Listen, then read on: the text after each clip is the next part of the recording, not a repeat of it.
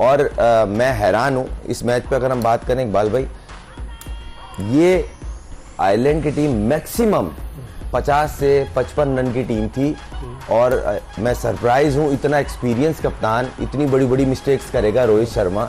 मैं हैरान हूँ, जिस पिच पे नॉर्मल लेंथ बॉल खेली नहीं जा रही, वहां आपने बुमराह का एक ओवर बचा लिया, आपने सिराज का ओवर बचा लिया। बात करेंगे, लेकिन स्कोर कार्ड पे आप नजर डालें, डेनले के अलावा जिन्होंने 26 रन स्कोर किए, मैं इसी जगह आ रहा था। आप देखेंगे कर्टिस कैम्फर ने 12, 14, उसके अलावा कोई वो डबल फिगर में नहीं दाखिल हुआ, और फिर 27 रन देकर 3 विकेटें हार्दिक पांड्या की, और फिर आप आ जाए रोहित शर्मा 52।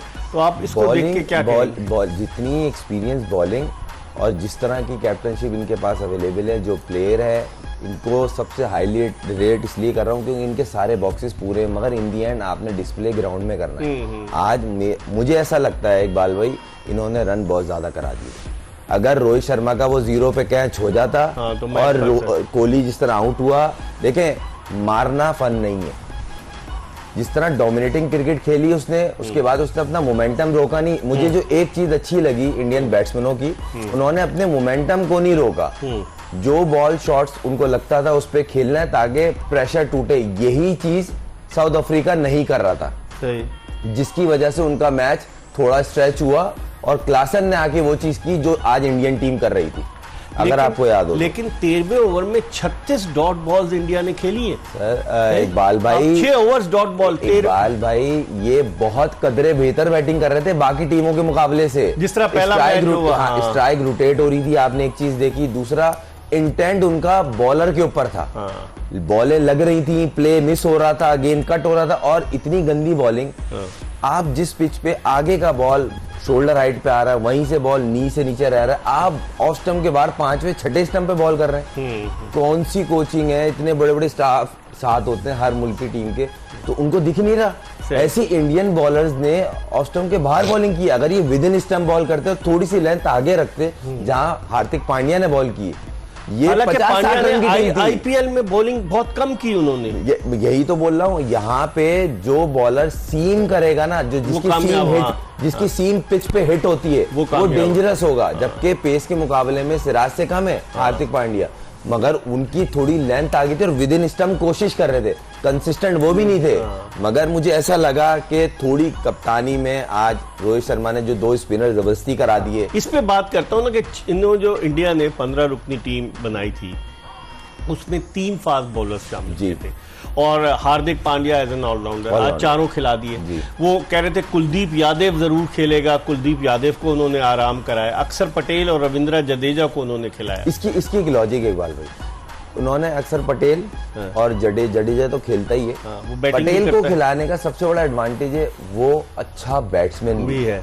कुलदीप और चाहल दोनों ना होने के बराबर है कि बस खाना पूरी के 10वां 11वां। बैटिंग की बात करना, बॉलिंग की बात नहीं, तो इन दोनों को ये एज है। मगर जिस तरह की आज इन्होंने बॉलिंग की है ना, इनको रन सही हो गए थे।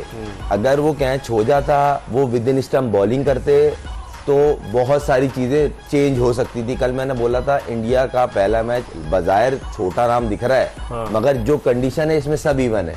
एक चीज तो श्योर हो गया हूं मैं, पाकिस्तान को जो भी हल्के में ले रहा है ना, वो ना ले। फास्ट बॉलर्स हमारे बहुत अच्छे हैं सर। मैं इसलिए बोल रहा इकबाल भाई, जिस तरह की पिचेस है ना, कोई भी टीम हॉट फेवरेट नहीं है, सब इवन है। वो नेपाल की हो, ऑस्ट्रेलिया हो, पाकिस्तान हो, डैलस में तो नहीं देखें इकबाल भाई, मसला ये है कि एक मैच में दिख रहा हो, हर मैच में ये दिख रहा है, और ये खराब क्रिकेट खेल रहे हैं तो इतने टोटल हो रहे हैं। हो सकता है 50-60 रन की टीम है आज, जिस तरह 50 पे गंदी बॉलिंग हुई है जी, ये गंदी बॉलिंग हुई है, कैप्टनशिप गंदी हुई है, उसकी वजह से ये इतना कर गए रन। पहले कॉलर प्रोग्राम के हमारे साथ मौजूद है। अस्सलाम वालेकुम। वालेकुम सलाम जी, अपने टीवी की आवाज बंद कर दीजिए। कौन सा, कहाँ से बात कर रहे हैं? मैं टीवी से चला गया हूँ जी। कौन सा बात कर रहे हैं, कहाँ से? जी, मेरे ख्याल में इनकी कॉल ड्रॉप करनी पड़ेगी। हमारी आपसे रिक्वेस्ट है कि जब भी आपकी कॉल स्टूडियो में इन की जाए, जब आप हमसे बात कर रहे हैं, तो अपने टेलीविजन सेट की आवाज़ बंद कर दिया करें, क्योंकि फिर इको आएगा, आवाज़ टकरा कर आप तक आएगी, डिले आएगा। तो ये आपसे रिक्वेस्ट है।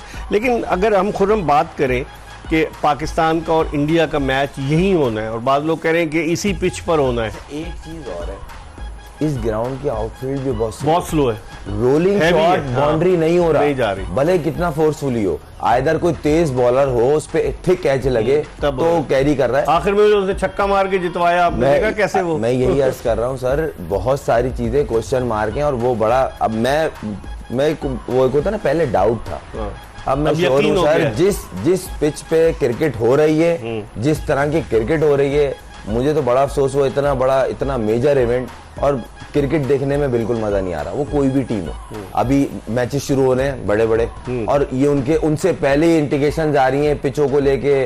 पूरी जितनी भी इंडियन मैनेजमेंट जो गई है और जो उनके एक्सपर्ट गए हैं, कमेंटेटर गए, सब ने बोला इस तरह की पिच है, कुछ समझ नहीं आ रहा है ये क्यों है इस तरह की पिचेस, क्योंकि स्पॉट पे दिख रहा है ना। पहले हम तो फिर टॉस के टाइम दिखाते हैं और कहीं ना कहीं मैंने खेला हुआ इसलिए मुझे थोड़ा और बैट्समैनों के लिए बड़ी मुश्किल, जख्मी भी हो सकते हैं बैट्समैन। आज 5-6 बॉलें आयरलैंड के प्लेयरों को लगी, 5-6 इंडियन प्लेयर्स को लगी हैं और बहुत सारी ऐसी बॉलें थी जो मतलब बाउंस को रीड नहीं कर रहे थे।